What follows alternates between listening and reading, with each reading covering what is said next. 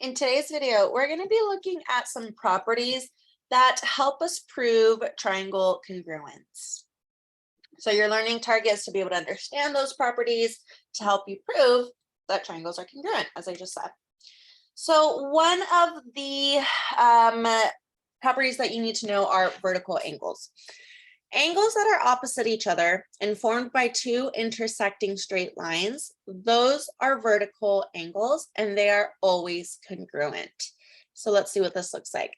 These two are called vertical angles and they are congruent. Just like these two angles are vertical angles and they're congruent. So oftentimes, or I'll show you on the next slide some examples. Let's look at that. Here are some examples of what I mean. We have two lines that intersect each other, which makes the angles inside across from each other congruent. They are vertical angles. These two are congruent, just like these two angles would be congruent. However, we don't have triangles out here, so we don't really care about those two. But those two angles are vertical and they're congruent. And we can write this as angle X, say that it's angle X and angle Y, is congruent to angle Y. And how do we know this? Because vertical angles are congruent.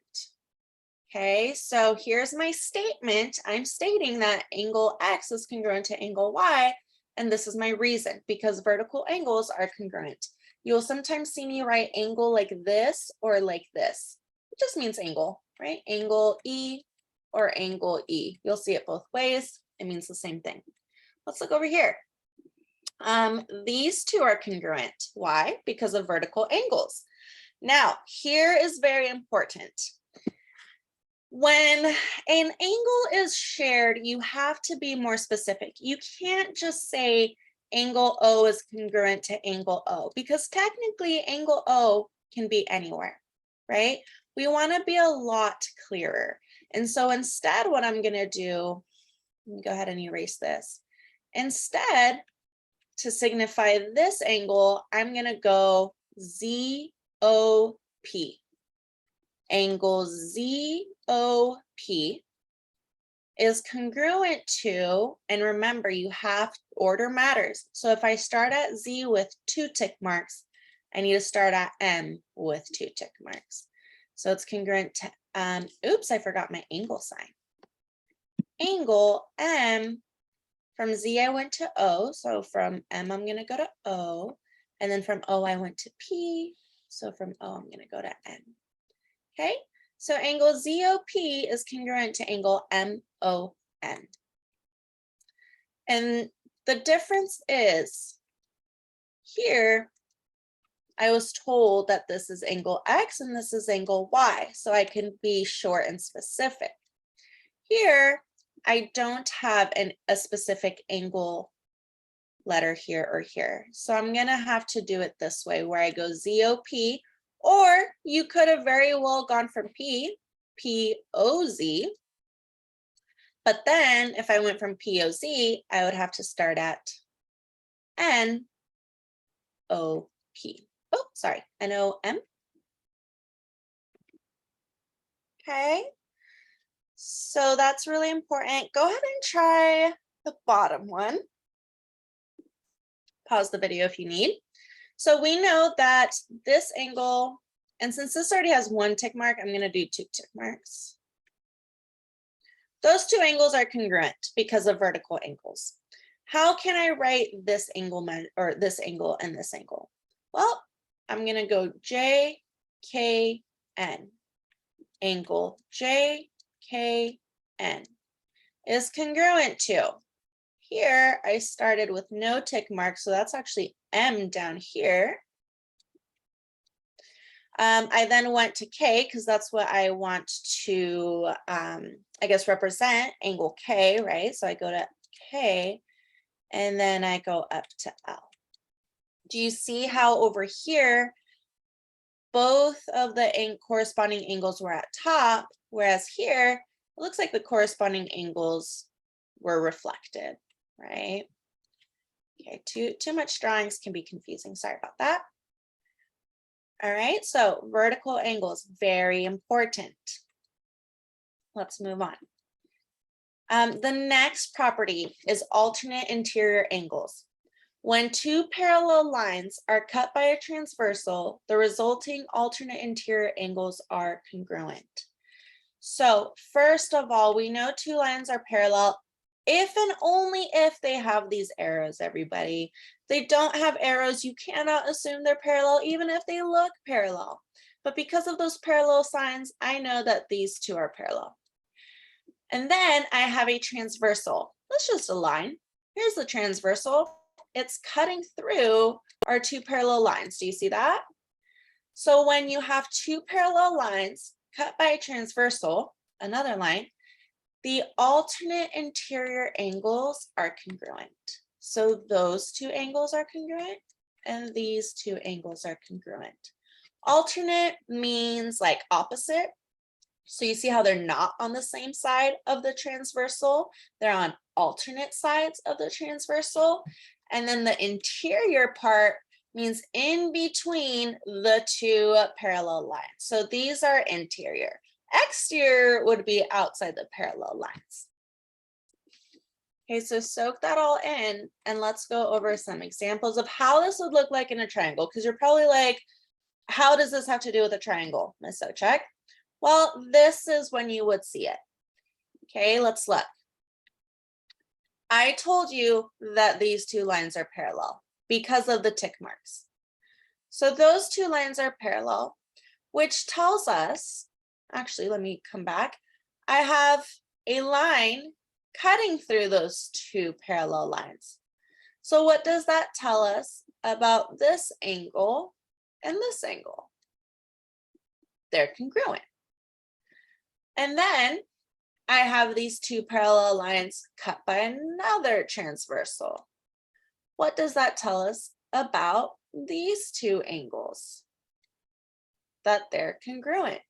Why? Because they're alternate interior angles. And here's a little extra one. How are these congruent? These two angles, angle DBC and EBA. What's the property we just learned? Vertical angles, and vertical angles are always congruent, right? So that's how you would see alternate interior angles. Let's look over here. I have two parallel lines, perfect. Right, same thing. If I have two parallel lines and then it's cut by a transversal, these two angles are congruent. And then I have another transversal cutting through my two parallel lines. So these two angles are congruent. How? By alternate interior angles. Here's another common one you're going to see. And you need to be careful with this one. So it tells me I have two parallel lines, perfect, being cut by a transversal, right? And let me extend these lines because hopefully this looks like what you did on the last slide. Let's see if I can go back. Go back. Yep. See how this looks like that, except the transversal is just cutting a different way. So now that you know that you have two parallel lines cut by that transversal, you know that these two angles are congruent. Okay, you do not know, that's like my angle with a big X in it. You do not know if those two angles are congruent because the sides are not parallel. However, those two angles are congruent, and that's going to be important to recognize and use in your flowcharts in the next lesson. Okay, so far you know vertical angles, you know alternate interior angles. Alternate interior angles are always congruent, by the way.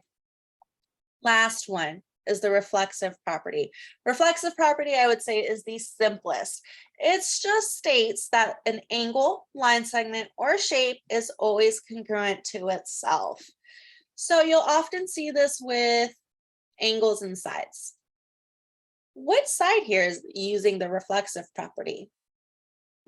This one, Because if you think about it, you can think of it as two separate triangles, one triangle, two triangle, that were just put together because they share a side. That means they are congruent to each other. And you know those two sides are congruent to each other because of the reflexive property of congruence. It states that an angle, line, segment, or shape is always congruent. So you can say HL, line HL, right? If this is, oops, that's a J, definitely not a L, is congruent to HJ.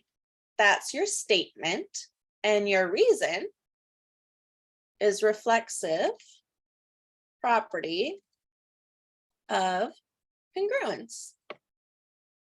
Okay, so that is the reflexive property. Let's look at a couple of common examples. Here, CA is congruent to CA. Doesn't matter that they're switched because of the reflexive property of congruence. AC is congruent to itself because of the reflexive property of congruence. What about here? None of the sides are congruent, but what about angle A? Again, think of this as two triangles. You have one triangle on top of a bigger triangle. Do you see that? Here's one small triangle on top of a bigger one.